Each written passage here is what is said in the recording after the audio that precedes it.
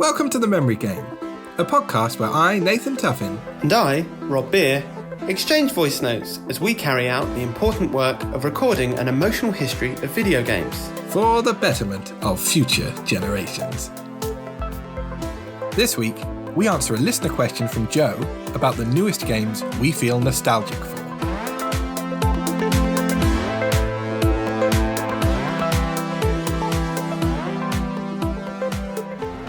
Hey there, Rob and Nath. Joe here. Loving the podcast. Great job cutting up your memories into fresh content that we can all enjoy at our leisure. So I was listening to your most recent podcast about your favourite cars, and was reminded of Forza 4, which I've been playing again, and starting that again, I think, because it was very, very cheap. I think it's being taken off of the Steam store pretty soon. Playing that again, something about the British countryside, the odd version of the Cotswolds, which is quite close to where I grew up, and also being able to drive to Edinburgh in about 20 minutes. That combined with the sort of happy and upbeat attitude of everyone in the game sort of filled me with a kind of nostalgia for the game that I was playing for the second time, which is a bit odd because it only came out in 2017. So my question for you both is, what's the newest game that you're nostalgic for? I'd love to hear your answers. Bye. Hey, Season 2 Poddaroo. I hope you're all geared up and ready for Season 2, buddy, and this lovely kick-off episode, which is driven by some listener interaction.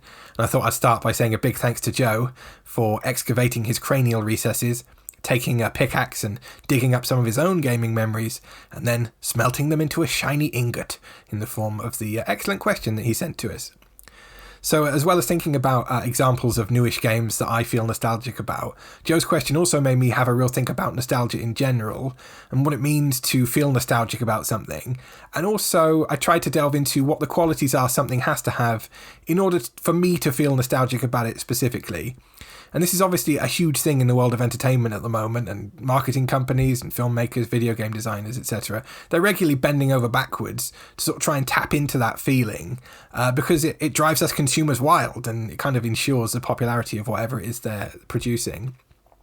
And one of the more obvious ways it struck me that something can make us nostalgic is that it transports us back to the time when we experienced that thing, and all of those feelings get blended up and mixed in with those memories, and it triggers a kind of pleasant emotional warmth. And in the pre-season I talked a bit about GTA 4. Grand Theft Auto. Better luck next time. As a game I've played through many, many times, and that part of my fondness for it lies in an experience I had where I visited my friend Harry at university. We stayed up late, we went to buy the game at a midnight release, and then we had a brilliant couple of days just playing it non-stop and drinking and just, really focusing on the game, and it was just so much fun. And my enjoyment of the game is still all tied in with those nice memories. But having said that, I have now played through that game at loads of different stages of my life, and it's sort of become a source of nostalgia all on its own. And just thinking about certain missions or elements of the game, that's pleasing to me. That makes me feel nostalgic.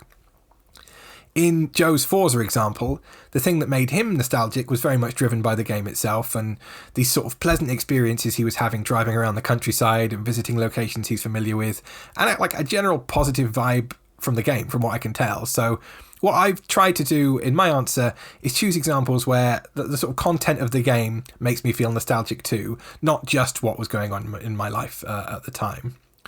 And another criteria I've self-imposed is to only choose games I've played since 2017, because I think that was the year Joe mentioned in his question. It seemed like a good way to fulfill the sort of newest element of his question, and also I thought it would leave some of the older games ripe for future nostalgia-based episodes should we choose to record any. So thinking about all of that, one game I considered but then rejected under my own arbitrary criteria was the PC game Raft, which I played with various groups of friends during the COVID lockdowns. And Raft is a really excellent game. It's so much fun, and it's good multiplayer or single player, and I enjoyed it both. But when I think about why I might feel nostalgic for it, it's not really so much because of the content of the game, but it is more because it offered an escape from the drudgery of lockdown and kind of represented this sort of fun social aspect of my week for a few tough months. Okay, that's enough criterion. Let's move on to my answers. My first game that I'm choosing is Shadow Tactics Blades of the Shogun, which I played on PC in 2017, and it was the game I'd been playing most before and around the time that my daughter was born. And I also managed to finish it in the weeks after she came home, with her sleeping on me in a papoose. Much like your story from the Season 1 recap, where you used to play Madden, stood up with your daughter sleeping on you, strapped into a papoose as well. Except in this case, I was sort of sitting right back in my PC chair, almost horizontally, so that she wouldn't wake up. And I think it was also the last game I played before that significant gaming hiatus that we mentioned in answer to a different question in the season recap. So there is a sort of hearty bit of sort of situational life nostalgia all mixed up in this, but I do also feel nostalgic for the game itself. And also, it kind of takes up quite a bit of space in my head, which is it's a concept I'm going to talk about in a minute. So for the game itself, Blades of the Shogun it's a real-time tactics game. It's very much in the same vein as titles like Commandos and Desperados, where you have this small team of characters and each one has unique skills, and then you can use them in different combinations to get past levels full of guards and alarms and other sort of challenges. And I think one of the reasons I find it really gratifying as a game is because at its heart, each level is a sort of series of puzzles. So you're doing stuff like, working out how to pass a particular set of guards. They're all maybe patrolling in different ways, or neutralize a sentry in a difficult to reach guard tower, or deal with a particularly tough guard that, is immune to some of your different skills and so on. And when you've solved all of the puzzles in sequence, then you complete the map and you move on. And the outcome of solving each of those puzzles is usually the sort of grisly stabbing or strangling of some faceless guard, who you can then dump in the bushes or throw down a well or something. And that's something I really enjoy about playing a game that does involve a bit of grit and violence, but there's no stakes to it. Nothing can jump out at you or sneak up on you or boot you off the edge of the map. And quick saving and quick loading are a function of that game. They're encouraged. You save constantly, then you try things out, you fail, and then you load back again. So there's loads of fun to be had and very little stress. And I also, I feel nostalgic for the setting of the game is really beautiful. It's this feudal Japan, and the game has a really, really good story running through it as well, or it felt like a good story when I was playing it anyway. And thinking about all of that made me come up with a new gaming rule, which I'm going to call the Sopranos test, because Sopranos is one of the TV shows that makes me feel really nostalgic. I've watched it all the way through many, many times at various stages in my life. And because it at this point has made such an imprint on my brain, I find myself thinking about The Sopranos very regularly, even if I've not watched it for a couple of years. Like when you're at work and you think, oh, this conversation is a bit like the time Tony went to Ralphie's house because he killed a horse for some insurance money, and then they got into a brutal fist fight and Ralphie sprayed him in the face with a can of Raid. Or something along those lines. It's hard for me to think of an actual example of when I'm thinking about it, but it just pops into my head in those quiet times, and I have a think about it and think, oh, I fancy watching that again.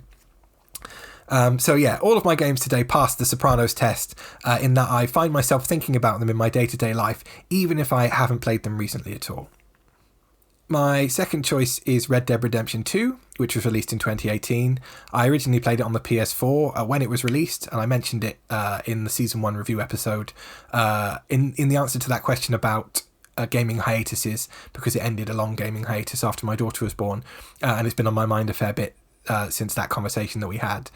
Red Dead's obviously a massive title in a very popular series, so I'm not going to spend ages explaining the premise of it. But in short, it's it's set in frontier times in the Wild West. You play a character called Arthur Morgan, who I think is incredibly likable. You're in a gang of outlaws and thieves and sort of people on the margins of society. And the game is just set in this beautifully crafted, huge open world with lovely towns and cities and heaps of gorgeous countryside. And one of the main differences from Red Dead 2 to the first Red Dead game is that you live in campsites mainly during the game, and the campsites kind of need maintaining, and they're full of interesting characters.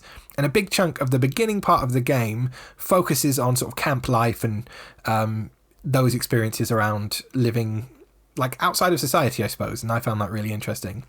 And it is actually the first part of the game that I feel most nostalgic for. Not so much the game as a whole, because it's a massive game and it's got loads of different sort of sections to it. And I know that one criticism people do often level at Red Dead 2 is that it has quite a sort of glacial pace to it in places, and that the missions can take ages and the story can feel quite slow. And I do agree with that to some extent. But that first part of the game, it really captured something for me, and it's something I really enjoyed. And thinking back to our discussion about Shenmue in the last episode and how it felt sort of cozy and warm to me, I think that's something that can really trigger my feelings of nostalgia and kind of pleasant emotions. And I think that actually comes from, I really enjoy the feeling of coziness in real life, outside of video games. I'm sure lots of people do, but it's definitely something for me. And it made me think about early this morning at home, there was this big thunderstorm going on outside, and both the kids were in mine and Han's room, and I opened the window so we could hear the rain and the thunder and lightning. We all got under the covers for like 10 minutes, and we sort of listened to it from the warmth of the bed, all sort of snuggled up. And that kind of cozy feeling, that is like crack to me. Like, I genuinely gives me a real feeling of well-being, and I love it. And I think there's some sort of link there between enjoying those sensations and games that kind of make you feel a bit sort of cozy or warm or something like that. So linking that back to Red Dead 2, and specifically that sort of first 5 or 10 hours of the game, I think what I feel nostalgic for is that sense of having this sort of safe, cozy place to return to. And this is something I'll mention in my final choice as well, because you leave the camp and you go out and you sort of hunt for deer and go fishing and, get attacked by bandits, and you go and do missions and you sort of learn the area around that campsite. But then you kind of go back there and it's all lovely and nice, and, you can sit on your bed by your wagon. Sometimes it's raining and, the weather's a bit horrible. And then, there are often people around, they're sort of playing cards and eating dinner, and you do little jobs around the camp. And it had, I really bought into the atmosphere that the game created for that campsite. And I loved being there, and I liked it as a place to return to. So it's almost like, playing out the rest of the game is amazing, obviously. But so I've gone and done a bunch of stressful stuff and got in a load of gunfights and slaughtered a bunch of people. But now I'll go back to this cozy campsite. And I think that's where the nostalgia feeling comes from. And my final choice, I also like, because it has these cozy moments in it, and that is Death Stranding, which was released in 2019, which I played on the PC. And I think this one is a bit of an unusual choice for me, in that I only played it for 8 hours, according to Steam. But it very strongly meets my Sopranos test, in that I think about it all the time, even now, even having not played it for a few years. So Death Stranding is sort of set in this post-apocalyptic world where I think most of humanity lives in these sort of confined cities, because there are these invisible monsters that sort of roam around the world, and they come after people and cause these big explosive waves, and then this horrible rain comes and it decays everything it touches. And there's a kind of big, intricate story, a movie-like story to the game, which I found really appealing. And you play a character, I think your job title is Porter, and you have to deliver packages between cities and outposts to kind of keep society running. So you're sort of out in this scary wilderness, and you're traversing the landscape and trying to avoid these monsters and other hostile sort of entities, like people that want to steal your packages. And then also, as a kind of weird side thing, you have this cute little sort of baby fetus thing attached to you in a tank on your chest that you talk to for some story reason I can't remember, but I do remember thinking it was fun. And I got the game as a way to sort of test my newest gaming PC at the time, which had just been built, and it was like this absolute monster. And I knew Death Stranding famously had these beautiful graphics and this wonderfully rendered landscape you travel across. So I was like, I'll get that. I'll whack it up to the highest settings and see what it can do. And even though there are these kind of various scary interactions you have to navigate, a lot of the game is just kind of finding your way to the next waypoint with your packages, and making sure you don't drop them, and climbing up hills and crossing streams, and just kind of being out in nature. And it's often kind of quite dreary and rainy and overcast, I think, because of whatever's happened to the world, of the game. So I think the thing that I feel most nostalgic about is the moments in the game where you've kind of been out in this dreary, rainy, quite hostile world, and then again you come back to these human settlements who are like behind these big walls, and they're super kind of safe, and you go inside, you have a shower, and you kind of have a little rest and walk around your room. And I think that kind of cozy, safe thing, again, in contrast to this horrible world, that's what gets me. That's what kind of triggers nostalgia. And sadly, because I am an immense cowardly custard when it comes to scary things in games, and even not, I doubt Death Stranding would even be considered a horror game. The scary parts were too much for me, basically, and which, hence the 8 hours playtime. And that's a real shame, because I was really interested in the story and the kind of world it had created and the events you play through as your character, which is, probably why I still think about it a lot, even though I haven't played it for some time. And, and then thinking about that story and kind of how I didn't finish it, that reminds me of the nice cozy bits, and then, hence the nostalgia again. So yeah, that's my answer to Joe's question. And I have an addendum question for you to consider in your response. So that, considering that coziness seems to be one of my main criteria for feeling nostalgic about a game, are there any kind of qualities a game can have for you that makes you feel nostalgic specifically? And if you were going to design a game that you knew would make future Rob feel nostalgic, what would that game entail? All right, thank you, buddy. Hit me back. Hey there, Cowardly Custard. Thanks for your response and for finding Joe's question, which I think was a great place to start Series 2. And I really liked your instant wrapping of that question in a bunch of constraints to help it be separated from the general question of nostalgia, which I guess spreads across this entire podcast, really. I mean, what is an emotional history if not a nostalgia fest? And you instantly rang the GTA bell, obviously, but only to say that you were trying to exclude something like that was specifically about transporting you to a time, and instead trying to focus on the sort of the inherent pleasantness of a game, and specifically 2017. I can't remember why you said 2017 is the constraint, but I think that's a good guiding rule, and I will try and answer along those lines, although I had already started thinking of some responses which fit slightly outside of that space. I also really liked the framing of the Sopranos test. I'm not sure what the test is other than just, are you thinking about it a lot? But I like that framing. And I also wanted to point out, if you want to stop thinking about the Sopranos all the time, you should stop spraying people in the face with cans of Raid, which appeared to be the reason that you were remembering it. And yeah, I've got lots of answers I could follow. When I was listening to yours, and you were talking about the sort of the safe, cozy campsites of Red Dead 2, I was instantly thinking of a game called Rime, which I played with Layla for a bit, and then stopped playing with Layla because it got very dark.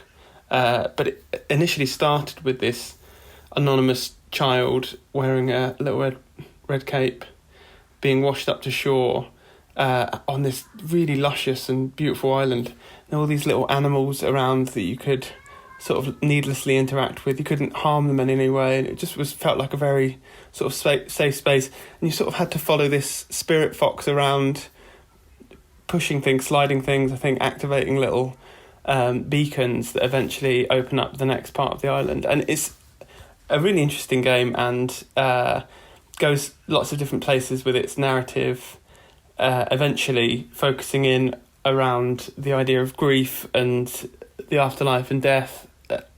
Was really interesting, but also one that I'm glad I stopped playing with my 3-year-old daughter as she was at the time, because she would just like chasing the little pigs around, and it shifted away from that. So yeah, that wasn't one of my answers, but that was one of the things I was thinking about as you were talking about it. And your bonus question, which you layered off on top of that, for me, about the idea of like, what is it that unlocks my nostalgia and would be a sort of custom game that I would design around nostalgia, I feel like has already been developed, and I'm playing it at the moment, which is the game Tunic. I'm not sure if you've come across that, but it looks like a isometric view version of an old school Zelda game.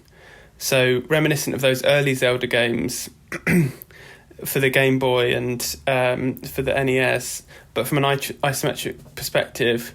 And again, you play as a fox, so maybe foxes are important to me from a nostalgia side. But the thing with Tunic that's really interesting is that it gives you no instructions to start with, and very quickly you find a sort of page from a manuscript, which is then, when you press the start button, it brings up the manual, which you are slowly building up over time. But the manual was written in a made-up language that looks a little bit like Japanese, but isn't Japanese. and that means that you are left as you were when you were sort of maybe, pre-teenager, trying to play games without the ability to read and consolidate understandings from manuals, and instead just had to intuit what to do from the game itself. And that was an incredibly nostalgic feeling. That sense of the unknowableness of it, and then the joy of discovery through repetition and experimentation, which is something that the Zelda games do absolutely brilliantly, and easily could be the answer that I go to is with something like sort of Breath of the Wild, which recaptured that for me, that sense of exploring an environment and discovery through experimentation, puzzle solving through mad experimentation, so all of those things were sort of the fireworks display of initial thoughts that I had when Joe's question came in, and as I was listening to your answers.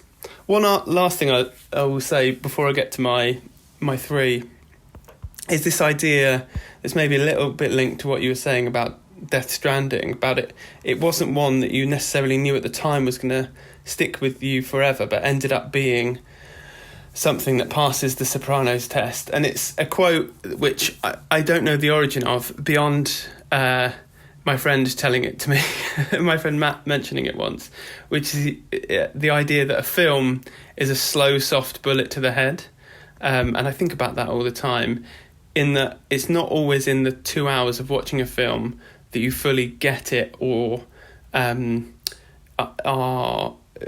not the definitive experience of the film. The experience of a film continues after it's finished, and a great film will slowly worm its way into your brain and touch you in ways that aren't instantly apparent, which is why Croods 2 is potentially the greatest film of the 21st century, and yet we don't know it.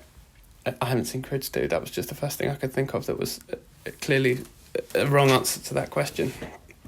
It's humour, you see. So onto my answers. I do want to know how long I've been recording, and I haven't given any of my answers yet.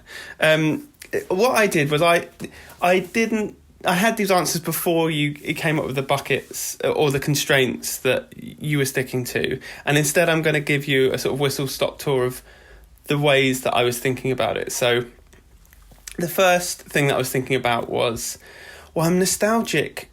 So specifically, as you say, Joe's question was not about games you are nostalgic for, but games you're nostalgic for that aren't even that old. And the first one that I was thinking about was online games, which obviously eventually can just be lost to time and unplayable at all, which I will get to in a minute. But online games shift all of the time, and they do things now where they sort of balance games out or so that changes the game as you're playing it, or the community of people around it suddenly get way better than you in a way that makes it almost impossible to play.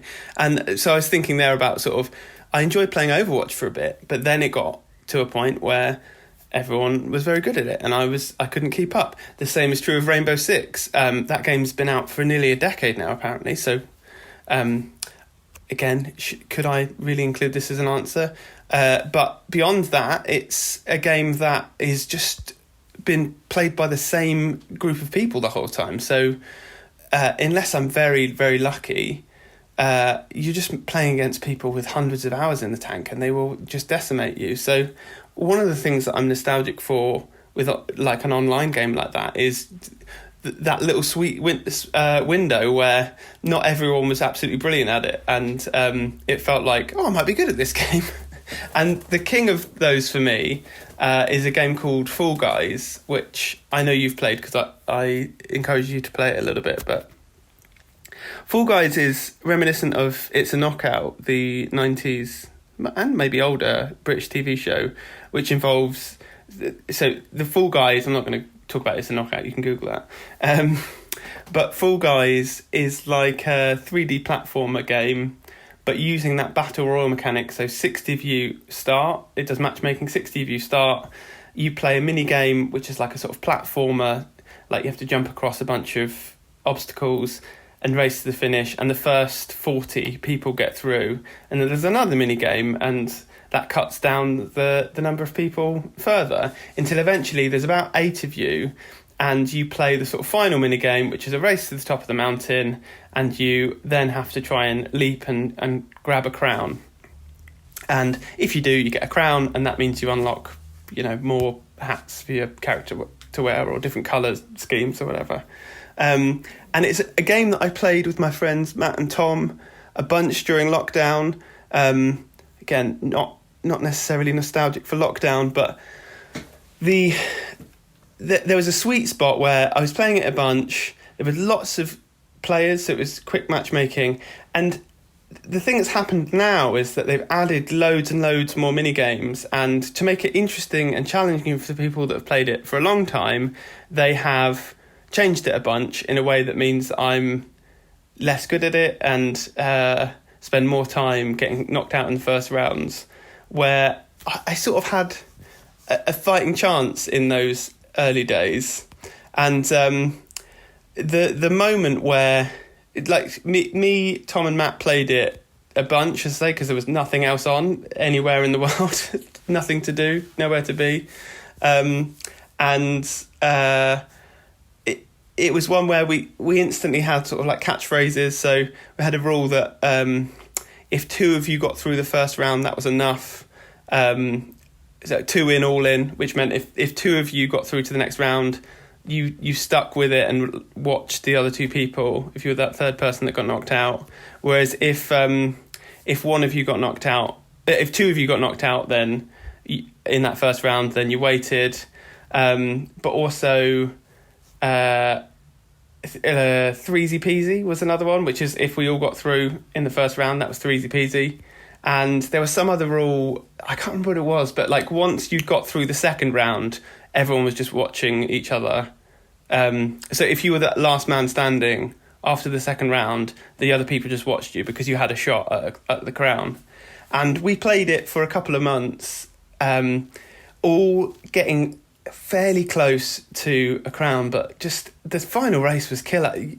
You're playing these game loops to try and get towards the crown, and then it was just chaos, and there was so much in the sort of platformer level of it that was sort of chaos that was outside of your control.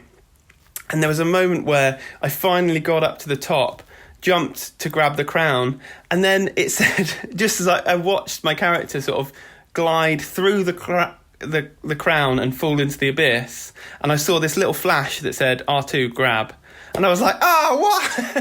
And I remember Tom saying, you have to grab it with R2, and I don't know how he knew that, because he hadn't done it, none of us had done it, and then it was another week or 2 until I had another chance to do it. But the moment where I eventually grabbed that crown was one of the sweetest gaming moments that I'll ever have, and it was probably my sort of cultural highlight of 2020. So I'm nostalgic for my brilliance, is what I'm saying, but also I'm nostalgic for that game in the way that it was then, and you can't play that sort of stripped back version, and even if you could, it wouldn't have the same buzz around it or community of people playing it. So yeah, online games, that's they can be fairly recent, but you can still be nostalgic for them, I'd say. The other ones that I was thinking of are sort of story games. So there were loads that flooded into my mind. Games like sort of Gone Home, or What Remains of Edith Finch. Sorry. Firewatch, Bioshock Infinite, and Portal, all of which have the what's it called effect? What's the name of the thing? Sopranos. The Sopranos effect. All of which have the Sopranos effect on me. A lot of which are way older than I'm willing to admit. There, definitely some of those older than 2017. But what you're what I'm nostalgic for there is not just the experience of the sort of coziness or intrigue in the environments of those, especially games like Firewatch, which are, you know, stunning and beautiful. It's being nostalgic for the experience of unlocking it for the first time and wanting to go back to the place where I hadn't experienced it, so I could experience it fresh. Those are the things. And the one that I then ended up settling on as my definitive answer for that was the game Inside, which is a 2D platformer-ish, made by a Danish studio. I can't remember what they're called, but they also made Limbo. And the end 45 minutes of that game are just absolutely mad and brilliant, and had me creeped out to the hilt, emotionally hooked, and then just like absolutely hilarious in a vaguely disturbing way. And I just, to experience that for the first time again would be truly something. I didn't Google it, but I hope it was after 2017. I'm pretty sure it was, based on the fact that 2017 is when I started my most recent job, and I definitely played it whilst I was there, so I'm confident on that one now. And then the final one that I was thinking about is lost games. So games, unlike most other mediums, can just be wiped, and that doesn't even have to be, you know, there are dozens, hundreds of games, seminal games from the 80s and 90s where there's no real record of them anymore beyond a few screenshots taken from magazines.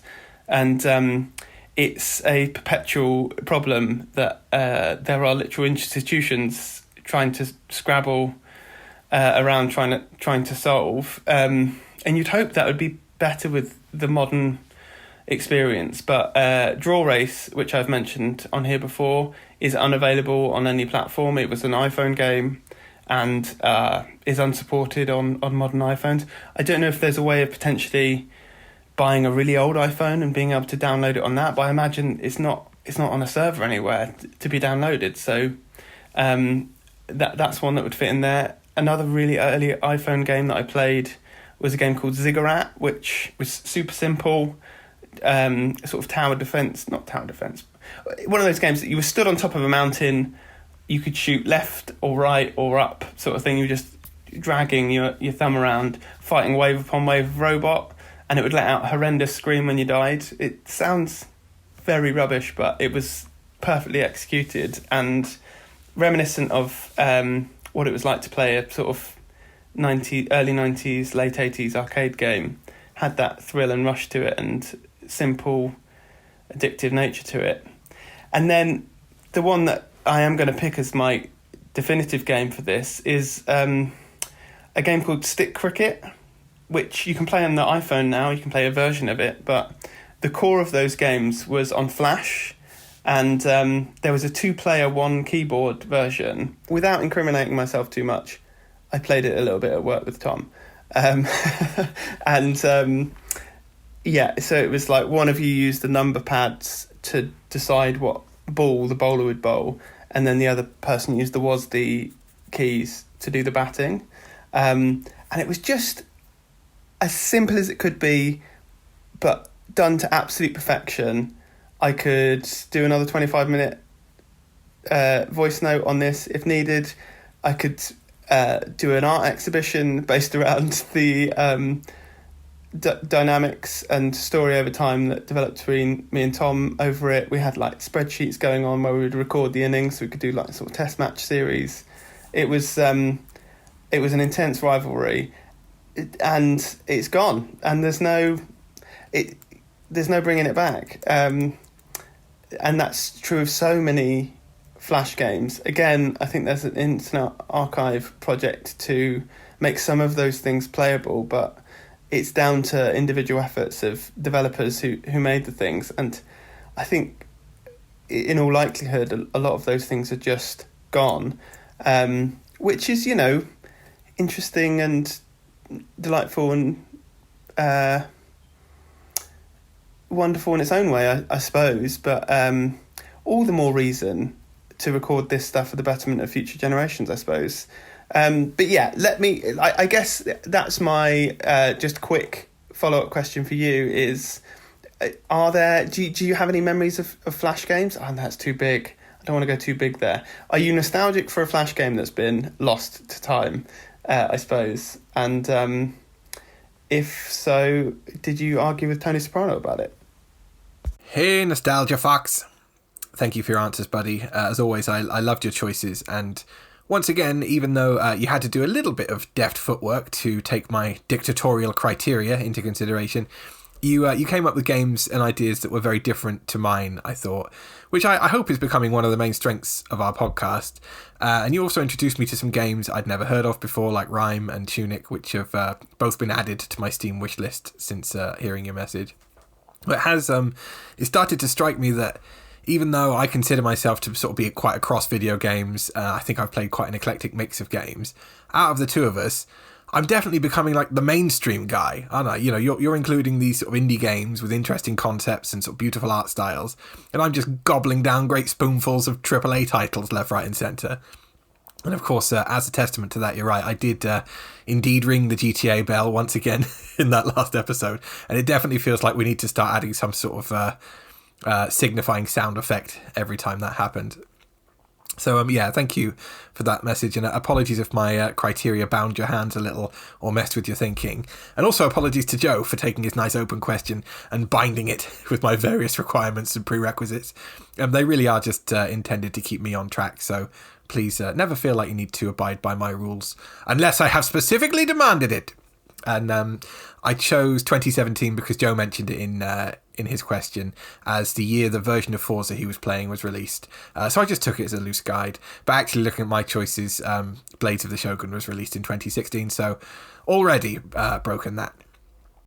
In contrast to me choosing sort of very specific games, and then within that, like really specific experiences from those games, or at least in Red Dead 2 and Death Stranding, you sort of dug down deeper, I felt like, into the sort of sensations we get more generally from particular types of games or types of experiences with games, like, you know, online games in their earliest iterations when you're still able to be good at them, or games that no longer exist, so you can never really recapture the experience of playing them.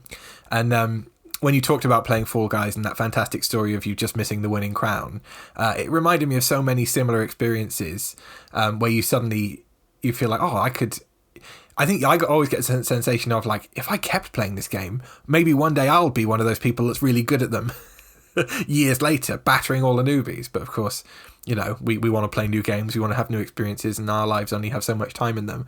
But it reminded me of when I bought Max Payne 3 on release on my birthday, and it was, you know, a perfectly good game, but it had a very basic sort of vanilla online multiplayer mode, which I'm sure, you know, not many people even gave a go. But I played it and got a bunch of high scores in those first few weeks, just because no one was really good at it yet, and it was, you know, it was pretty simple. But I bet in a year or so after that, everyone playing it was excellent. And now there's just a group of like 4 people playing it, and they're all unbelievably good. So having a think about your choice of the game Inside, and being nostalgic for the version of yourself that hasn't really experienced this sort of great thing yet, it felt like that is the golden key to all of this, right? That's probably really what we're all chasing but can never achieve when we go back and play old titles, read old books and those kind of things. We want to feel the way we felt as we discovered that game or film or book however long ago. And it made me think about The Shawshank Redemption and how that appears on most people's lists of top films, and most people, or lots of people, will have likely watched that film many times. And it's a brilliant film, obviously, but I think often what people are chasing when they rewatch it, or what I'm chasing, is the feeling of sort of surprise and relief that we get when we realise that Andy hasn't killed himself and has in fact escaped to Zihuatanejo. Spoilers, apologies there for people who've not watched Shawshank Redemption. But that's it. I think that's what we're ultimately trying to do. Is the bit of it that we love the most is usually a sort of surprise or a newness or a novelty, and we can't get that back. And when you mentioned Lost games and Flash games, my brain kind of exploded with these sort of games and experiences that had gone unremembered for many years, almost buried. And the first thing that came to my mind, though it wouldn't quite meet the criteria for Joe's question, is the game Infantry, which was an online multiplayer title that I played heaps of with my friends in the late 90s and early 2000s. And eventually it went pay to play on a sort of monthly subscription, which wasn't feasible because I was like a school-age child, so we sort of fell away from it, and then the server shut down completely over a decade ago, so it's sort of long gone now, and I'll probably end up including it in more detail in a future answer because it really was a seminal part of my gaming history and young development. But talk about feeling nostalgic for something and truly knowing you'll never get it back, even if they were to attempt to remake it or re-release it in some form, which I believe a few different people have had a go at. So on to some research notes. There weren't many, but I could not find the origin of the quote, "A film is a slow, soft bullet to the head," which is a brilliant quote. But the search engine algorithms are brimming with the 2012 Sylvester Stallone movie, Bullet to the Head. So my search was fruitless, unfortunately. So maybe we just have to attribute it to your friend Matt, say he came up with it, and credit him accordingly. On the TV show It's a Knockout, that originally ran from 1966 to 1982 and was broadcast on TV for years after that, and then they continued releasing specials until 1988. But then it was relaunched for 2 seasons from 1999 to 2001, and I suspect that's the version you remember. It's certainly the one I remember anyway. And yeah, you can definitely see the direct link from that show to games like Fall Guys, and also shows like Takeshi's Castle and Wipeout. So Inside was originally released on Xbox, PlayStation and PC in 2016, but not on iOS until 2017 and Switch until 2018. And I suspect you may have played it on either of those too, so you sneak within the 2017 rule. But if not, that's cool as well. It's just it was an arbitrary rule, really. But I think, the thing to focus on is the how new was it. And Inside, in my mind, still feels like a relatively new game. Finally, to answer your question about Flash games, which you did a great job of narrowing back down at the last minute, because that certainly would make a great future episode, a kind of broader look at Flash games we might have played. I used to play heaps and heaps of Flash games, and it's a great memory from my sort of teenage years, sitting in my room, chatting on MSN Messenger, listening to downloaded music, and playing Flash games on repeat for hours at a time. And I played most of the Flash games I remember on a website called Newgrounds, which I practically lived on, really, from about 2002 to 2005. And people on there would upload games and cartoons they had made, and then the community would vote on them. And my friend Harry, who's an animator, he used to put his stuff on there as he was just starting out. So I really got into that kind of community part of it and voting on people's uploads and, seeing what came up. So in terms of Flash games, or a Flash game, I really vividly remember from Newgrounds. I won't include the pornographic anime dating game Ganjuro Girl, which I played, not initially realising it had sex scenes in it, and then as a hormonal teenage boy, basically felt like I'd struck oil when I got to that part of the game. So I'll mention the Flash game I think I played the most, which was called Madness Interactive. And in it you play these sort of little simply animated people that there's loads of guns and knives and weapons and stuff, and you just sort of shoot each other and go through these stories. And it's really nothing special, just sort of satisfying and simple, but it captured the imagination of teenage me. And I just went and found it on Newgrounds just now, and I had a little go, and it made me feel very nostalgic. Even though, as we've discovered over the course of this episode, you can never really recapture anything, and to try to do so is the futile pursuit of morons. Okay, much love, buddy. Thanks for the messages. Bye.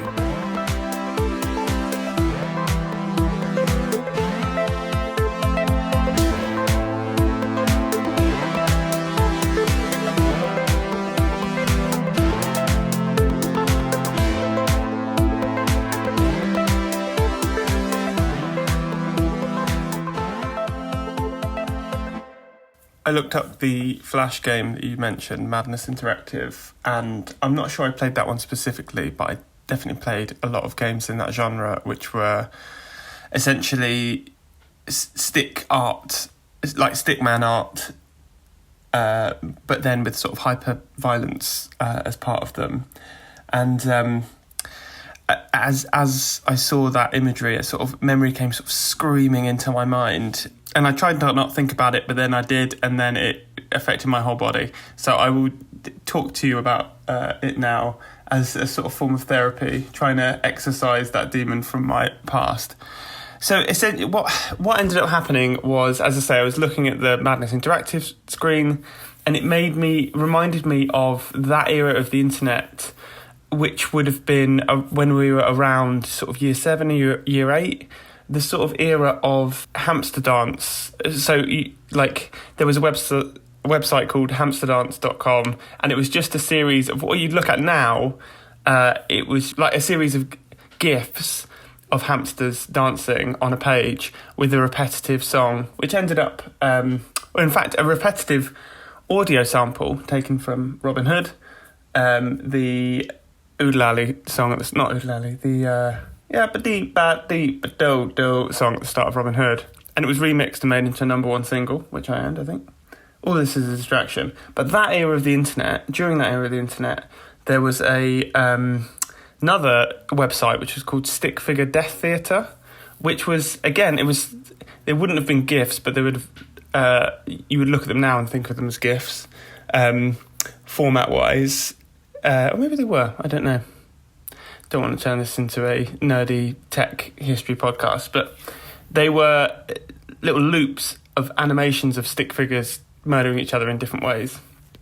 And there was like a sort of lot of that kind of thing floating around the internet, which was sort of these weird homemade websites. I think a lot of them were made using geosites or geocities. I never knew how to say it, but really interesting, vibrant style that if you start typing... in fact, I'm going to add one to the show notes. Cameron's World, which is like a reservoir of these things. But the other thing that there was somewhere was a website that was called like shitlist.com, and all it had on it was a sort of simple, it was like text, almost like an old school FAQs readme file of like 10 different descriptions of different types of poo or like different shits. And I had this was the memory that I tried to avoid thinking about that came back to me.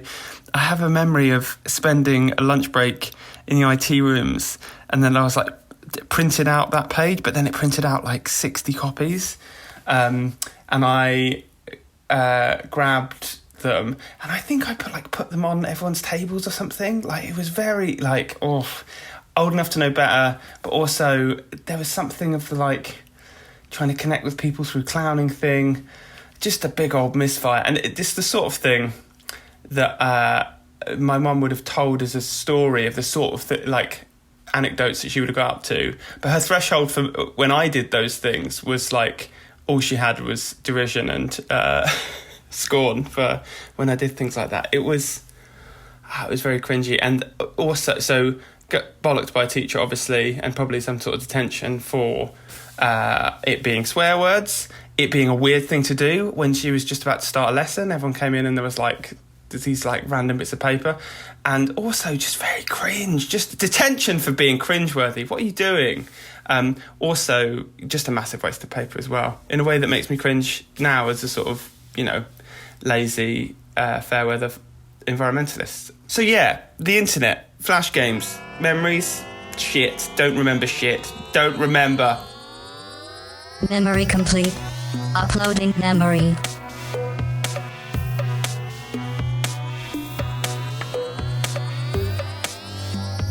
Thanks for listening to The Memory Game. If you would like to share a gaming memory with us, ask us a question or send us your thoughts, you can contact us at memorygamepod@gmail.com or on Instagram @memorygamepod.